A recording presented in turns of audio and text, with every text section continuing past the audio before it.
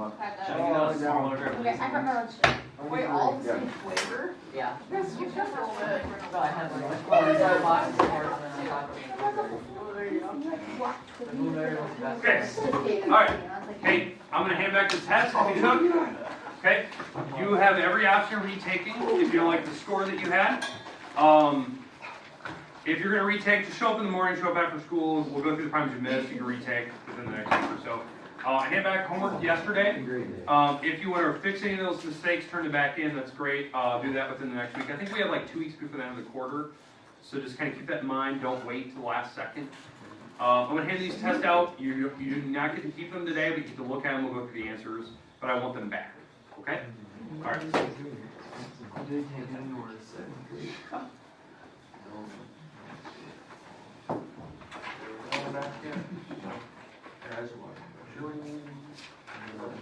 thought I got lost. That was like bull ass. 2 questions blended. I'm so proud of myself. Oh,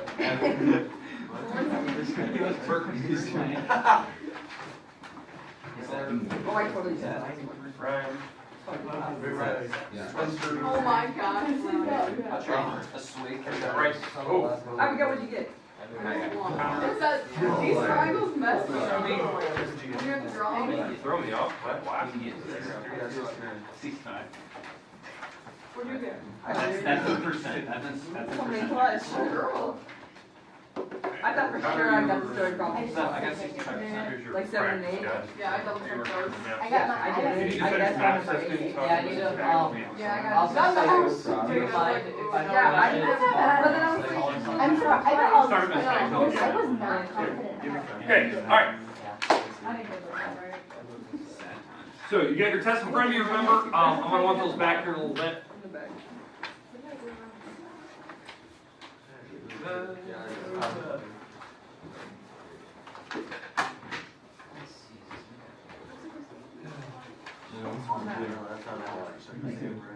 It isn't even starting on these 5.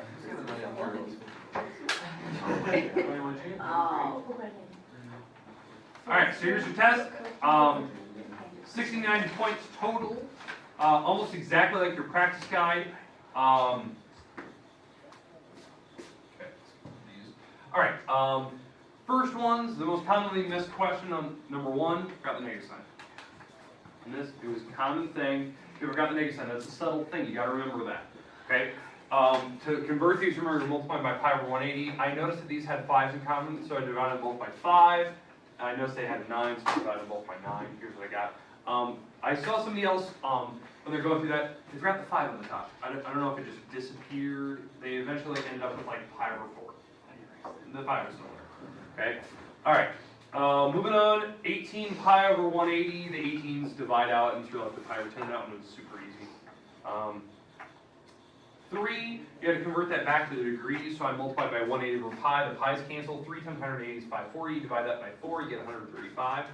On the next one, I can already tell you right now, since the top number is bigger than the bottom, you're already past straight. You're past 180. Because the 11's on the top, so I know it's going to be a bigger angle just by looking at it. And so I take this times 180 over pi, the pi's cancel. 11 times 180 is 1980, which is big. Divide by 6, you get 360. And I kind of told you that the bigger the number on the top is, the bigger the angle will be. You're past 180, you're past the 2s are straight. Alright, 5. I know that I have 4 answers written down here, because I didn't know what to expect. I didn't know if you're going to add 360 twice, subtract 360 twice, if you're going to do one or the other. I kind of had a mixed bag, and I was very appreciative that no one went overboard and added 360 like 70 times and wrote that answer down. Because you could have. I'm very appreciative that you didn't. So I was waiting for somebody to do that. I've had that in years past. I know it's a simple trick for figuring out if it works. But 7 and 8, 4 points each. A lot of people that missed this problem forgot to convert the angle to radians. That was the one thing you missed. You're taking the radius times your angle, so 80 times the angle in radians, so 60 times pi over 180. I got that. Some people simplify the fraction down, which is fine. But I wanted the exact value, whatever your fraction was when you simplified it, plus the decimal places, the decimal approximation. So I didn't want both. So that's why I'm looking for the 83. Okay, on the next one, I'm taking the 12 feet radius times my angle. You're doing 20 revolutions. That's 20 full 360s. So that's why the angle's really big.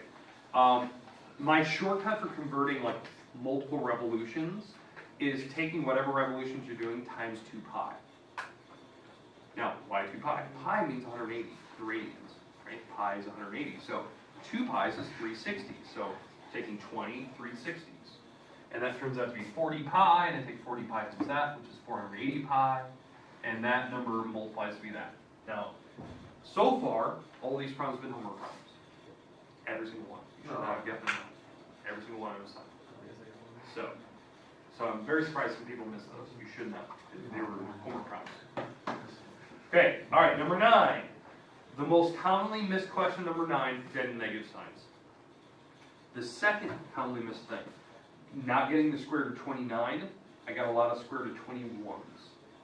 Because somebody, they did the Pythagorean theorems, they got 25 here, and they got negative 4 here, and they put 25 minus 4 is 21. When you square them, common sense, what happens to the negative signs? They cancel. That's common sense. Think about it. So now that's 29, and I leave it a square root of 29. So this is negative 2, negative 5. So opposite over hypotenuse, that's sine. Adjacent over hypotenuse, that's cosine. Tangent is opposite over adjacent. Now, if you look at that, one of those is positive. Because you're in the third quadrant. So one of the trig functions is positive, and it turns out to be tangent.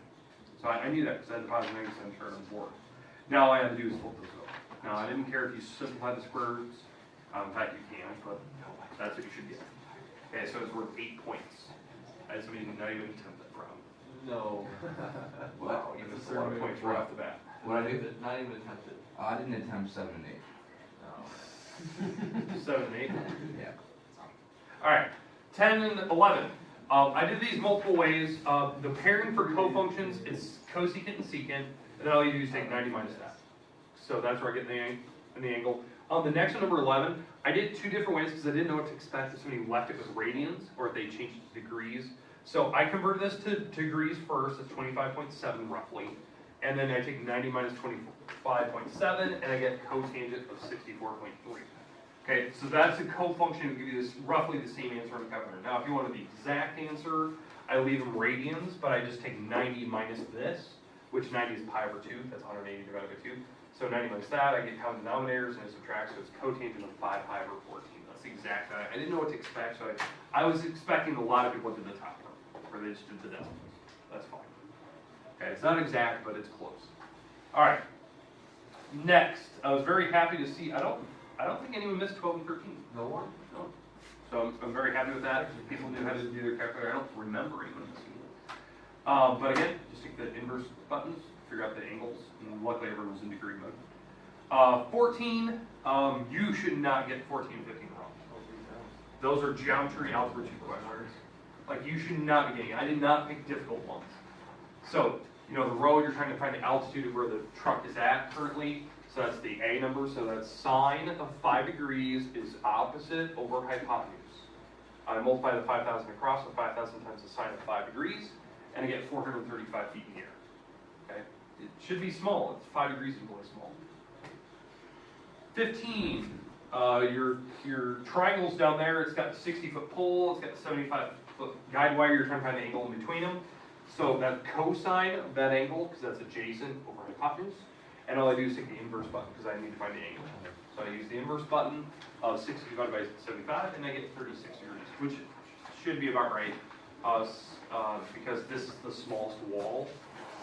So that should be the smallest angle. So, makes sense. Moving on.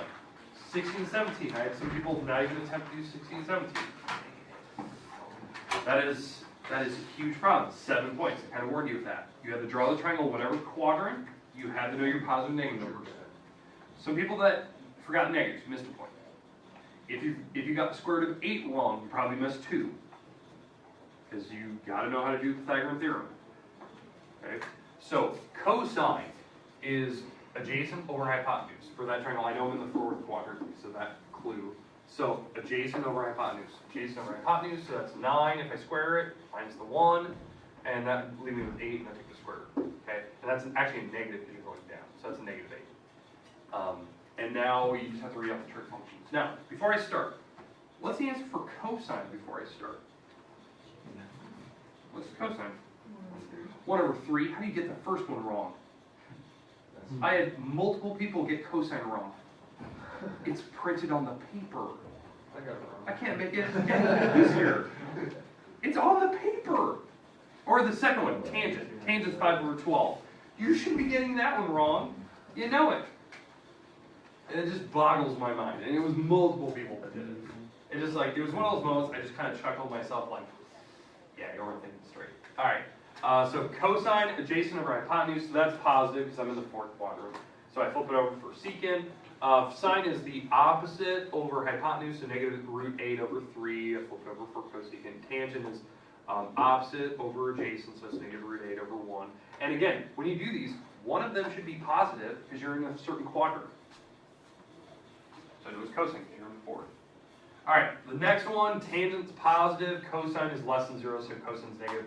Ignore my terrible drawing, I was going really fast. So this is the triangle that you're in. You're in the third quadrant because tangent's positive, cosine's negative. So when I set this up, tangent is the opposite over adjacent. It's opposite over adjacent for that angle in the third quadrant. And they're both negative because negative, negative. And they cancel out, that's why tangent would be positive. And then I do the Pythagorean theorem, I figure out 169, and so that's square root of 169, which is 13. And now I set up all my trig functions. Sine is opposite over hypotenuse, cosine is adjacent over hypotenuse, tangent is opposite over adjacent. One of them should be positive because you're in the third quadrant. Wait, how come those are negative? Like the third, not the first? Which one? Why is that in the third quadrant?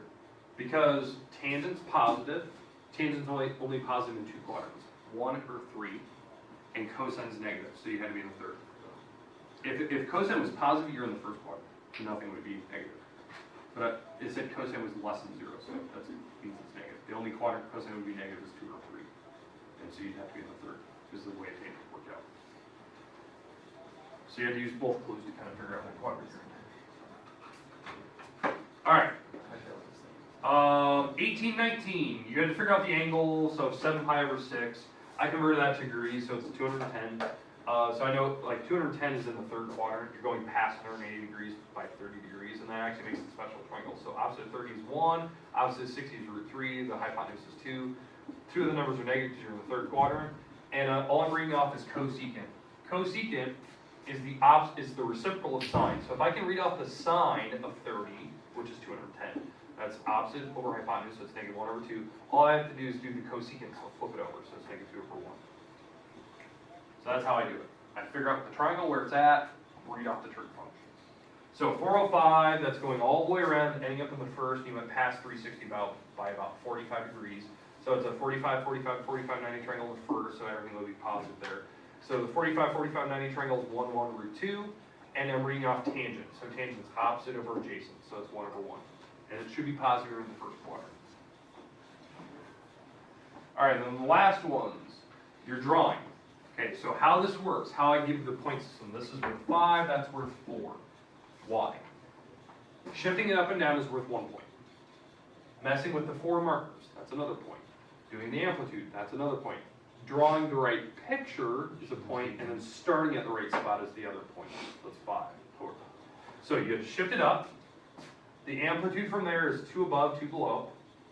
And then the fourth hash mark normally is 2 pi, but I had to divide by half. So divided by half means I do a reciprocal, which is 4 pi. So cut in half, multiply by 3. Sine starts at 1, it starts at the middle line. Goes up, comes down, goes up. That's sine. For the next one, tangent. Tangent's over the origin, so that's the goofy one. The amplitude is 2's. The 4 hash marks are messed up because they're affected by this 4. This number, in fact, I think I did one of these problems in class one day, where you had this x over 4 means 1/4 x. It's the same situation as like what we had up here. So I know that I'm going to have to take my period of tangent, which is normally pi, that's tangent, and I divide by 1/4. you do that, you have to do reciprocal, so this actually turns out to be 4 pi. So I have to cut half and half. That tangent's the weird one. I have to break it up half and half over the origin. That's why it's 2 pi and 2 pi. And then tangent starts in the upper corner, works its way down. So there you go. Again, that's the entire test. Remember, if you want to retake, you don't need to email me, you don't need to talk to me. You just come in the morning and then after school, we'll go through the problems you missed. I'll do a couple examples on the board. If you want certain ones, I'll pull one out of the book. If you want to see a certain problem out of the book. But it'll be a test. I'll change all the numbers around. I'll have new pictures, new things in there. So just kind of be mentally prepared if you're going to retake that. Okay? All right. I'm going to walk around and reflect. Peace of mind, you'll eventually get to keep these, but really. I would, the other day, I'm gonna do the last one, because we asked you how. Yeah, I know, I heard that one, that was a homework problem on that. Yeah, they're all homework problems, so I don't make up any of them. They're all Like, the small angle, you know? Or you know, coming on the thing, and you're at the top, like, hypotenuse. Oh, is it the Android is greater than Mac? Yeah, you do it on everything. What? It's Android and then the greater sign on Apple. He does it on every single thing he has. I know. I just ignore it. Yeah. Alright. Son today can handle. No, we're gonna just take a few notes, that's all. Oh, we gotta get a day off after the big test. Then That test is last need Thursday. day off. Alright. Yeah, we took math testing yesterday. Yeah, math testing. I'm sure we're fine. Alright. Okay, today, all we're gonna do is we're gonna intro what we're going into. Now, give you kind of a heads up, I am gone tomorrow. We're going with girls basketball team. We're going to state tomorrow. So you're gonna have a sub. The sub will just have a few notes. Now, I don't know who your sub is. I don't know if it's Mrs. England. I don't know if it's Mr. Grandman. I'm praying to God it's one of those two because they'll know what I'm talking about. So if it's not one of those two, it'll be basically the sub up here, kind of writing down whatever is on my sheet of paper, not quite understanding what any of it means, and then you write it down and you're done with it. Okay, does that make sense? So it'll be just notes tomorrow. Friday is basically me reteaching it, and then you will get a small assignment on that stuff, which is about 5 to 6 problems. And it's not problems that take hours, they're not. It's just, this is the first day intro. I want to see if you can handle what we're going to go over this today and tomorrow, supposedly. Why don't Okay? we just have a free day tomorrow since they're not even Yeah, that's what I was understand anyway, like to do like our homework assignments that we missed. You can do that. You'll have plenty of time to work with us. So, alright. Now, basic rules today. We're going to be doing trigonometries. This is the title of the chapter. Now, in chapter 5, we're going to bounce around a lot. We're not going to go in order. There's a lot of sections. We only need to select a few of them. The first section is really important. We've got to have that. The first section is actually the harder one. The rest of them are easier if you understand what the first one try to teach you. Because the first section is actually something that is actually useful for like a calc course. It can actually make a really difficult problem easier. Like you can simplify it. And that's the rules that they teach you. Do you necessarily have to do it? Like the simplifying thing? No. You can stick with the hard problem and work with it. It's just, I think that if you're going into like calc or statistics or you're going into some upper level math at some point, this section is important. It's kind of a big one. It's something that I know that I used on ACT test. I used it on a math placement test when I got into Iowa State. It was just something that, because on the math entrance exam for Iowa State, it's kind of like your maps test, but you get 0 calculator to work with. And you have to do everything by hand and by head, in your head. So, and that's tough. So this stuff can actually help you with that. I don't think they had any of these on the maps testing when I took class, but I don't know if they've updated it since. So. I was just asking, did you take the math test? No, I haven't taken it yet. I haven't had time. So I was going to do it yesterday, but I didn't want to do it during class. So I'm going to try to do it this week sometime. So maybe Friday. Maybe Friday after school. I'll try to do it. So. All right. Basic rules here. What we're going to try to do is we're going to try to simplify a problem down. We're simplifying. There we go. A trig function. Something that's complicated. So what I mean by complicated, something like cotangent of x, secant of x, sine of x. And these are all being multiplied together, and you were expected to know, like, what does this equal? 1. Okay, it is. But, want to talk about why. Like, how could you get to that answer without using a calculator, without, knowing what x is and substituting it in? Simplifying this type of problem down takes certain rules. They're called the substitution rules. There are certain things we're going to go through. There's actually a bunch of different rules that we're going to learn over the next couple of days in here, and we're going to do little pieces at a time. Not a lot, just little pieces to see, can you handle it? And can we build upon what we've learned? That's why I'm going to break the homework into smaller sections. We'll probably take, after we're through like this main section, we'll probably take a quiz on it. That way it's definitely more manageable, because that test can get crazy difficult if I put all the stuff from this chapter 5 in there. So you'll probably see a quiz on this stuff especially. The good news is I am going to give you what I call quote unquote a cheat sheet. A cheat sheet is going to have all the stuff you can use. It's going to have all the stuff you can substitute. And yes, you can use it on a test or quiz and whatnot. Because it helps you don't have to memorize all of the different things that mean the same thing, like equal things I could substitute into a problem. So, like on this, I'm going to be substituting some stuff here. And those things I'm going to substitute are on that property sheet. The sub will hopefully hand that to you tomorrow, because I have them coming tomorrow. If they don't, remind them to hand it out. I should have it on the desk, but if it's not, it's in my mailbox, and they just have to go grab it and hand it out to you. And you only get one of them, so if you lose it, you don't get another one from me. So you'll have to make sure you keep track of it. We will add stuff to it. What? It's going to be on hs.org? Yes. Yes. So, okay.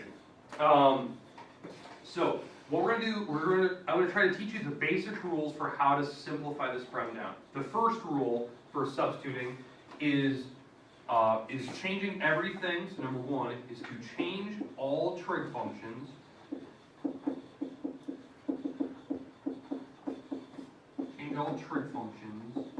into sine and cosines.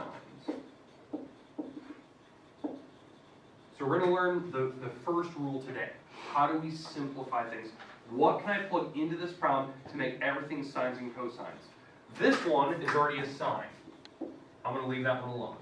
That is sine of x. And technically it's a fraction, it's over 1, but sine of x. So that one's good. But I need to figure out what do I need to plug in for these. These are the unknowns. I need to substitute these things out. That's what we're going to learn today.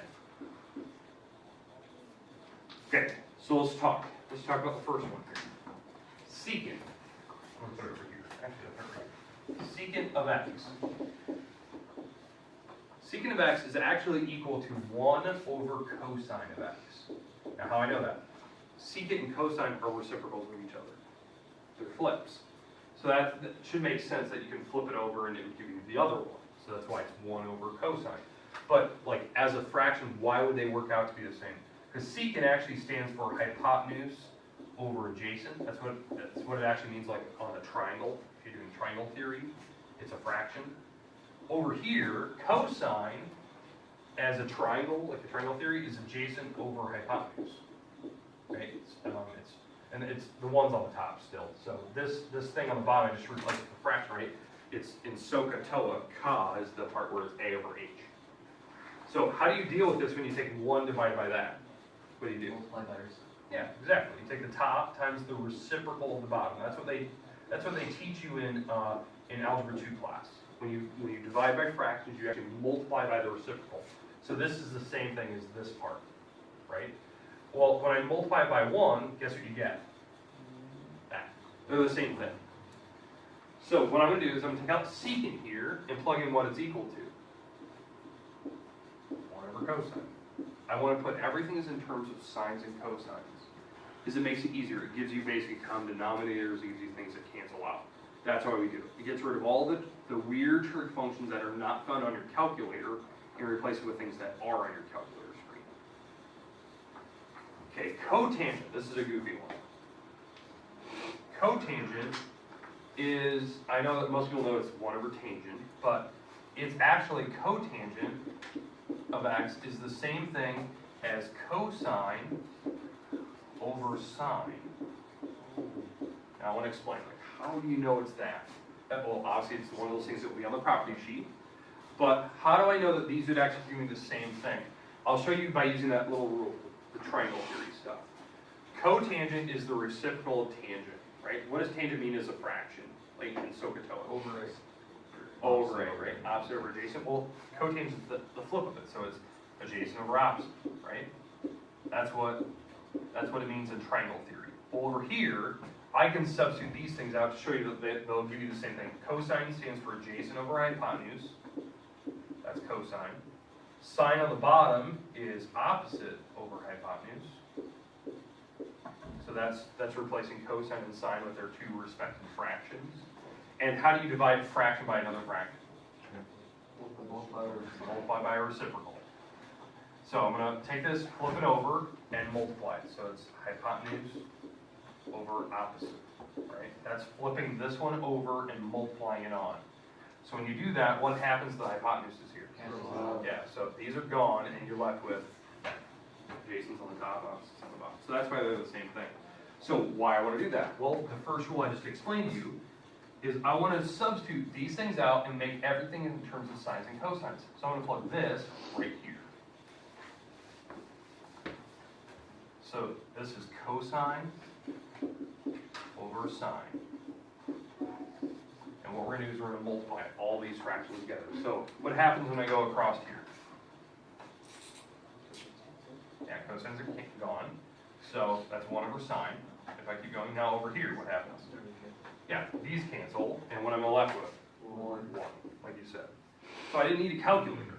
I can simplify it down, and that's easier than trying to, on a calculator, trying to type in things, if you knew what x was. If you simplify it, it might actually give you the answer. Or it might work its way down to one simple trig function, so then you can just type that one in the calculator instead. Okay, let's do one more of these, and then we're done for the day. Just one more. And then tomorrow we'll just practice a couple of these, and you'll be done. Okay? All right, so let me just pick out another one here. Let's go with...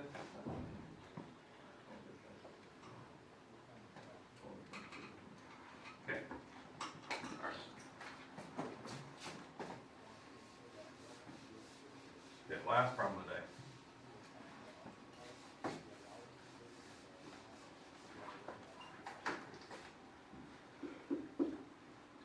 X times cosine x. So I'm going to put everything in terms of sines and cosines. Okay, so this is my problem, and it wants to know what is this equal to. Okay, so the first thing, obviously this one I'm going to leave it alone. It's already a cosine. It's good. I can put it over 1. It's fine. I can leave it at that. But what is tangent in terms of a fraction? Yeah, it's sine over cosine. It's just the perfect reciprocal of what cotangent was earlier. So you just flip over cotangent. So this is tangent, right? It'll be on your property sheet that sine over cosine is the same thing as tangent. Now when I multiply these across, what happens? Cosines are gone, and I'm left with sine. That's simple. Easy. That's an easy thing. That you have that button on your calculator. So that's an easy thing you can type in. So if they wanted you to evaluate maybe you had like x is pi. Maybe that's what they tell you on like a standardized test. Like, evaluate the following trig function at pi. That just means if you simplify this thing down to here, you're just plugging pi into here, and you just type in the answer. So the answer for that would be 0. Sine of 180 is 0. So. All right, now obviously this is your first day ever seeing this. It's difficult stuff, especially when we get to the more complicated rules, because I only showed you the first rule. This rule just helps me make things easier to look at sometimes. But then there's going to be other rules that we're going to eventually learn, like Monday, Tuesday, all that. And we'll do little pieces at a time. Okay, we good though? Okay, remember, tomorrow the sub will have a few notes for you tomorrow. Whether they understand them or not, it's up to them. And then you'll be done. So make sure tomorrow you bring something to work on. Something you need to work on. Because I know you will be done today. I'm not expecting you to have a full day.